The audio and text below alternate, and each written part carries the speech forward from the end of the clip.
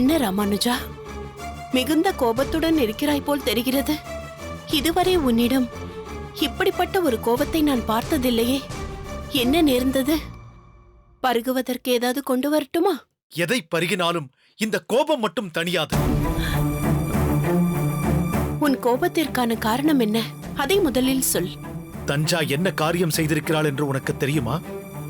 திரவிய வியாபாரத்தில் அடியேனுக்கு ஈடுபாடில்லை என்பதற்காக திருக்கச்சி நம்பி சுவாமிகளை சந்தித்து அவரிடம் வாக்குவாதம் செய்திருக்கிறாள். அவருக்கே அறிவுரை சொல்லியிருக்கிறாள். என்ன சொல்கிறாய் ராமானுஜா? திருக்கச்சி நம்பி சுவாமிகளிடம் தஞ்சாவா மரியாதை குறைவாக பேசியிருக்கிறாள். இருக்காது ராமானுஜா. என்ன சொன்னீர்கள்? பேசி இருக்க மாட்டாளா? அதோ வருகிறாள், அவளிடமே கேளுங்கள். என்ன கேட்க வேண்டும் என்னிடம்? திருக்கச்சி நம்பி சுவாமிகளிடம் என்ன சொன்னாய், என்ன பேசினாய்? நான் எதுவும் சொல்லவில்லையே. ஒன்றும் சொல்லவில்லையா? வைஷ்ணவ அபச்சாரம் செய்திருக்கிறாய் நீ. மன்னிக்க வேண்டும், நான் எந்த அபச்சாரமும் செய்யவில்லை. நம் குடும்ப விவகாரத்தை, சூழ்நிலையை விவரமாக விளக்கமாக அவரிடம் சொன்னேன், அவ்வளவுதான். எது விளக்கம்? அந்த விளக்கத்தை பற்றி யாரிடம் பேசியிருக்கிறாய் என்று தெரியுமா உனக்கு தஞ்சா?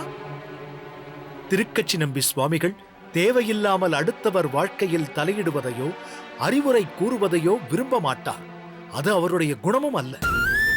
அடியேன் மீது அக்கறை எடுத்துக் கொள்கிறார் என்றால் அதற்கு காரணம் அடியேனின் தந்தையும் அவரும் நெருங்கிய நண்பர்கள். திருக்கச்சி நம்பி சுவாமிகளை அடியேன் தந்தை ஸ்தானத்தில் பார்க்கிறேன். மேலும் அவர் அடியேனின் ஆசானாகவும் திகழ்கிறார். அடியேனுக்கு எது உகந்தது எது தகுந்ததல்ல என்பதை அவர் நன்கறிவார். அப்படி இருக்கும் பொழுது அவர் சொன்னதில் நீ தவறு கண்டுபிடித்து அதை அவரிடமே சொல்கிறாயா? கோபம் தீர்ந்ததா? சொல்ல வேண்டியதெல்லாம் சொல்லி முடித்து விட்டீர்களா? சுவாமி, அவர் உங்களை ஒரு ஆசானின் மாணவனாக பார்க்கிறார். நானோ உங்களை ஒரு அகத்துக்காரராக பார்க்கிறேன். நம் குடும்ப சூழலுக்கு எது நல்லது என்பதில்தான் நான் கவனம் செலுத்துகிறேன். எது நல்லது எது நல்லது அல்ல என்று நீ நினைக்கிறாய்? உண்பது, உறங்குவது, இன அபிவிருத்தி செய்வது, இதுதான் வாழ்க்கையா? இல்லை, இதுதான் வாழ்க்கை என்று நீ எடுத்துக் கொண்டிருக்கிறாயா? இதைத்தான் விலங்குகள் செய்து கொண்டிருக்கிறது. இதற்கு அப்பாற்பட்ட விஷயங்களை செய்ய வேண்டும் என்பதற்காகத்தான் பகவான் இங்கு அவதரித்து அற்புதமான விஷயங்களை பகவத்கீதையில் கொடுத்திருக்கிறார். அதை புரிந்து நடந்து கொள்வதுதான் நம் தர்மம். அதுதான் நம் சம்பிரதாயம். அடியேன் முன்பே உன்னிடம் சொல்லியிருக்கிறேன். இந்த உடலை கொடுத்த பகவானுக்கு இதை எப்படி பாதுகாக்க வேண்டும் என்பதும் தெரியும். அதனால் அவன் மீது நாட்டம் கொண்டால் போதும், மற்றவைகளை அவன் பார்த்துக் கொள்வான். நீ என்ன நினைத்துக் கொண்டிருக்கிறாய்? எல்லாவற்றையும் நீதான் பார்த்து பார்த்து செய்து கொண்டிருக்கிறாய் என்றா? அப்படி நீ நினைத்துக் கொண்டிருப்பதுதான் சரி என்றால் உலகத்தில் 99% பொன்னையும் பொருளையும் தேடித்தான் செல்கின்றனர். அவர்களுக்கு ஏன் அது கிடைப்பதில்லை? அவர்களால் ஏன் சந்தோஷமாக இருக்க முடியவில்லை? அவர்களுக்கு ஏன் மன அமைதி கிடைப்பதில்லை? அவர்கள் ஏன் திருப்தி அடைவதில்லை? அதற்கு காரணம் யார் யாருக்கு எது கிடைக்க வேண்டும், எது கொடுக்கப்பட வேண்டும் என்று தீர்மானிப்பவரே அந்த பரந்தாமன்தான். அதனால்தான் நம் மனது சத்விஷயங்களை மட்டுமே நாட வேண்டும். அதைத்தான் என் ஆசானான திருக்கச்சி நம்பி சுவாமிகளும் போதித்துக் கொண்டிருக்கிறார். மீண்டும் மன்னிக்க வேண்டும், நான் அப்படி நினைக்கவில்லை சுவாமி. ஒரு பாரியாள் தன் அகத்துக்காரருக்கு எது நல்லது என நினைக்கிறாளோ அதைதான் திருக்கச்சி நம்பி சுவாமிகளிடம் சொன்னேன். இதை பத்தினி தர்மம் என்றும் எடுத்துக்கொள்ளலாம். எல்லாமே பார்க்கும் விதத்தில்தான் இருக்கிறது. உங்கள் கண்ணோட்டத்தில் சில விஷயங்கள் தவறாக தெரியலாம். அதே மற்றவர்கள் பார்வையில் சரியாக இருக்கலாம். இதை நான் மட்டுமல்ல, அம்மாவே பல சமயங்களில் அப்பாவிடம் சொல்வதை நான் பார்த்திருக்கிறேன். அப்படியே வைத்துக் கொண்டாலும் தன் மனதில் பட்டதை அம்மா தன் அகத்துக்காரரிடம்தான் சொன்னாளே அன்றி அவருடைய குருநாதரிடம் போய் அம்மா சொல்லவில்லை. அதேபோல் உன் எண்ணங்களை அடியேனிடமோ அம்மாவிடமோ சொல்வதற்குத்தான் உனக்கு உரிமை இருக்கிறது. என் ஆசானிடம் சென்று முறையிட உனக்கு எந்த உரிமையும் கிடையாது. எப்படி பார்த்தாலும் நீ செய்தது தவறு. தவறு மட்டுமல்ல, குற்றம், அபச்சாரம். அதற்கு நீ அவரிடம் அவசியம் மன்னிப்பு கேட்டே ஆக வேண்டும். இன்றே அவரை சந்தித்து மன்னிப்பு கேட்டுவிட்டு வா. தவறு செய்தவர்கள்தான் மன்னிப்பு கேட்க வேண்டும். நான் எந்த தவறும் செய்யவில்லையே. அதனால் மன்னிப்பு கேட்க வேண்டிய அவசியமும் எழவில்லை.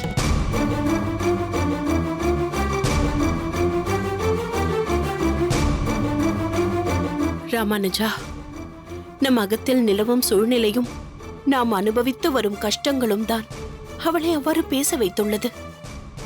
அவளுடைய வேதனையின் பிரதிபலிப்புதான் இதற்கு காரணம். மற்றபடி தஞ்சா மிகவும் நல்ல பெண்தான். நான் அவளுக்கு புரிய வைக்கிறேன், மன்னிப்பு கேட்க வைக்கிறேன். வேண்டுமானால் நானே திருக்கச்சி நம்பி சுவாமிகளிடம் மன்னிப்பு கேட்கிறேன். இல்லை அம்மா, இவளுடைய மன்னிப்பை அவர் எதிர்பார்க்கவில்லை. அவருக்கு அதனால் எந்த பாதிப்பும் இல்லை. ஆனால் தஞ்சா உணர வேண்டும் அம்மா. யாரிடம் என்ன பேச வேண்டும், எப்படி பேச வேண்டும் என்று அவளுக்கு தெரிய வேண்டாமா? புரிகிறது ராமானுஜா. இப்பொழுது ஏதாவது சொன்னால் அது மேலும் பாதிப்பைத்தான் ஏற்படுத்தும். குழப்பத்தையும் மனக்கசப்பையும் தான் விளைவிக்கும். தக்க சமயம் பார்த்து நான் அவளுக்கு விளக்கமாக சொல்கிறேன். நீ ஆத்திரம் கொள்ளாதே. இன்னும் சில நாட்களில் எல்லாம் சரியாகிவிடும். சரி, நீ அமுதுண்ண வா.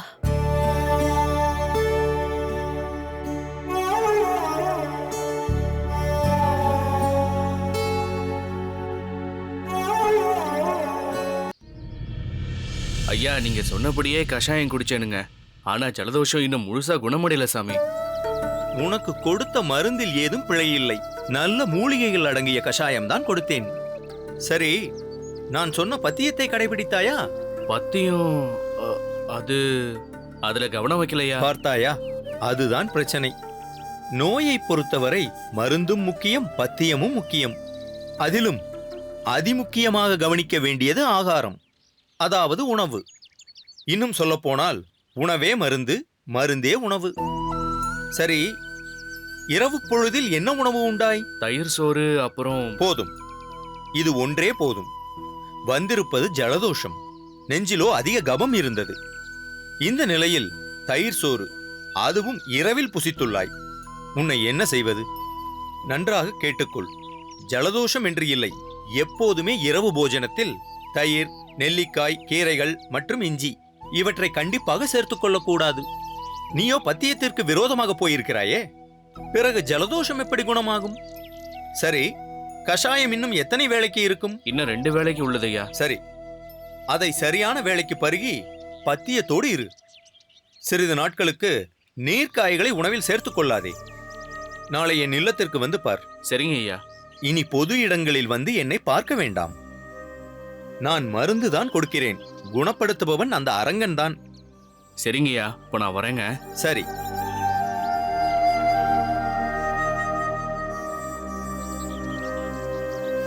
வைத்தியரே, கொஞ்சம் நில்லுங்கள். என்னையா கூப்பிட்டாய்? ஆமாம் வைத்தியரே, உங்களிடம் கொஞ்சம் பேச வேண்டும். ஒரு விஷயம் தெரிந்து கொள்ள வேண்டும். யாரப்பா நீ?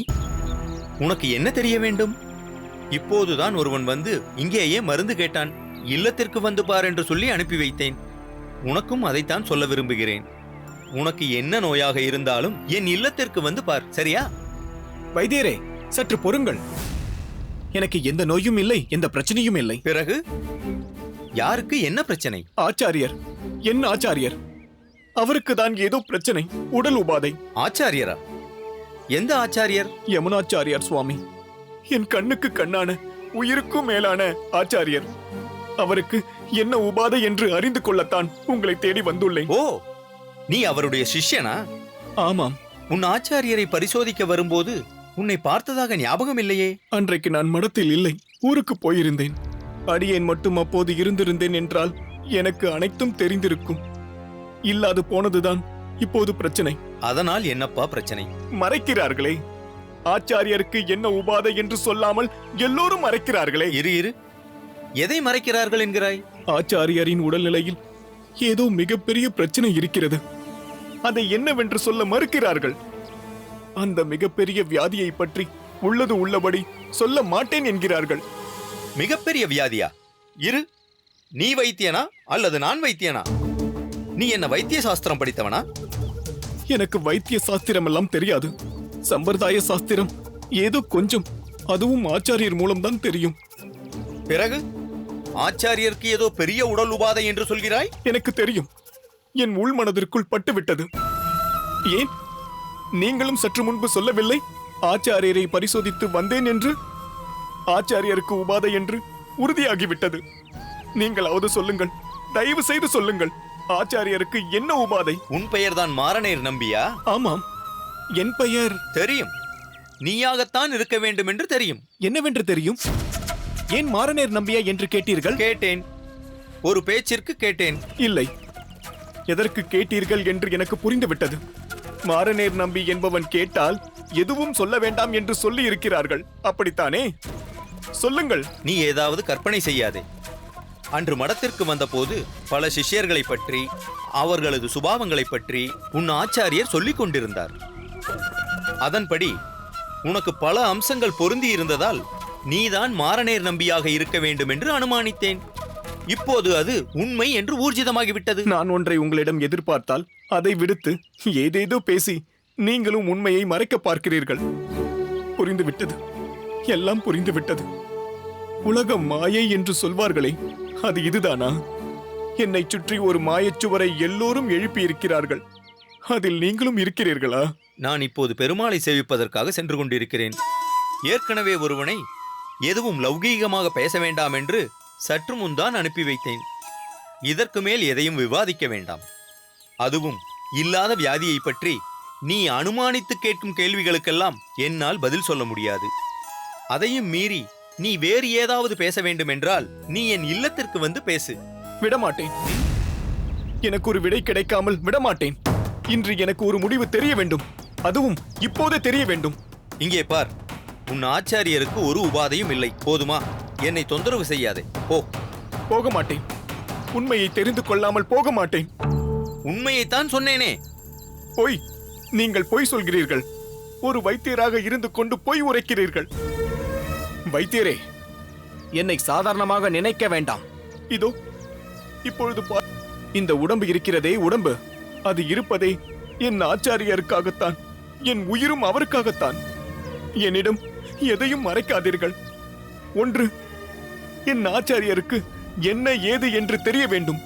தெரியவில்லை என்றால், இல்லை என்றால் நான் உயிருடன் இருப்பதில் அர்த்தமே இல்லை. நீ என்னப்பா சொல்கிறாய்? ஆமாம், நான் மிரட்டவில்லை. நான் சொன்னதை நிச்சயம் செய்வேன். நீங்கள் மட்டும் உண்மையை சொல்லவில்லை என்றால், இதோ இப்பொழுது பார்க்கிறீர்களே இந்த மாரநேர், இவன் இன்னும் சற்று நேரத்தில் சடலமாகி விடுவான்.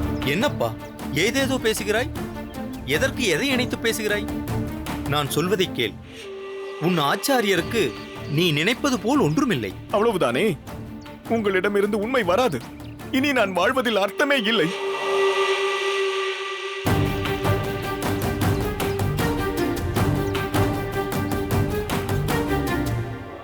வைத்தியரே, வைத்தியரே, இங்கே மேலே பாருங்கள். ஹேய், என்ன காரியம் செய்கிறாய்? முதலில் கீழே இறங்கு. முடியாது. முட்டாளை போல் நடந்து கொள்கிறாய். முட்டாள்தான்.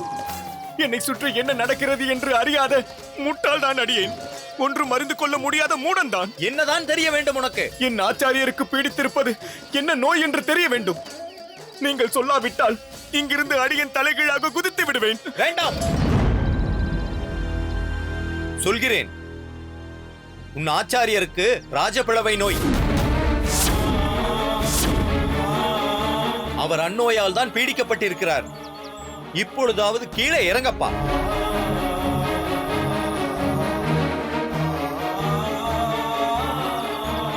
என்ன, என் ஆச்சாரியருக்கு ராஜப்பிளவை நோயா? வரக்கூடாத நோய், எளிதில் குணப்படுத்த முடியாத நோய் அவருக்கு வந்திருக்கிறது. அது அத்தோடு நிற்காது. உள்ளே உடம்பில் உள்ள பல பாகங்களை சிறுக சிறுக கெடுக்கப் போகிறது. ஏதோ மருந்து என்று கொடுத்திருக்கிறேன். அது ஒரு பெயருக்குத்தான், தற்காலிக நிவர்த்திக்குத்தான். பூரணமாக குணப்படுத்துவது என்பது என்னாலேயே முடியாத காரியம். நீ மட்டும் தெரிந்து கொண்டு என்ன செய்துவிடப் போகிறாய்? நாங்களும் அதை நினைத்துத்தான் மனதளவில் போராடிக் கொண்டிருக்கிறோம். நீ என்னிடம் போராடுகிறாயா? ஆனந்த சயனத்தில் இருக்கிறானே அரங்கன், அவனிடம் சென்று முறையிடு. அவன் நினைத்தால்தான் எதுவும் நடக்கும். கேள்விப்பட்டிருப்பாயே, நடப்பதெல்லாம் நாரணன் செயல் என்று. பெரிய வைத்தியன் அவன்தான். என்னை இம்சை செய்யாதே. அந்த அரங்கனிடம் சென்று பிரார்த்தனை செய். ஆச்சாரியருக்கு என்ன ஆச்சாரியருக்கு ராஜப்பிளவை நோயா?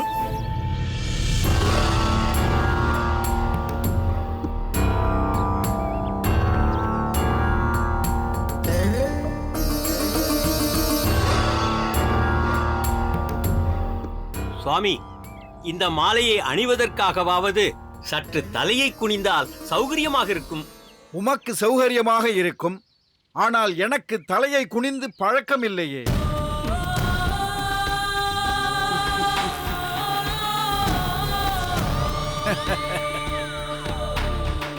குருநாதா, ஆசான் மாலையை தடபுடலாக அணிவித்திருக்கிறாரே, தங்களுக்கு இன்று ஏதாவது விசேஷமான நாளா, பிறந்த நாளா? அடே, நான் சொல்வதை நன்கு காது கொடுத்து கேள்.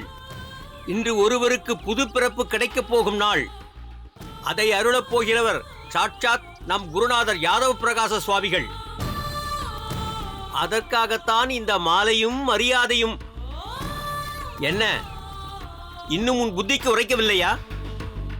பிரம்மரட்சஸை விரட்டி அடிக்கப் போகும் நாள் இன்று. அதற்காகத்தான் குருநாதர் புறப்பட்டுக் கொண்டிருக்கிறார்.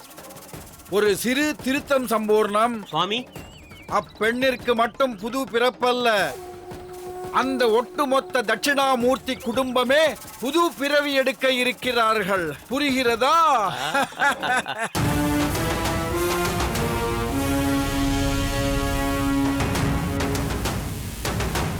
நீ உயிரை கொடுத்தாலும் இந்த முதுமையை போக்க முடியாது. ஏனென்றால் ஒரு நாள் உனக்கும் முதுமை வரும். புரிகிறதா? போட்டு மூளையை கசக்கிக் கொள்ளாமல் போய் போஜனம் செய்துவிட்டு ஓய்வெடுத்துக்கொள்.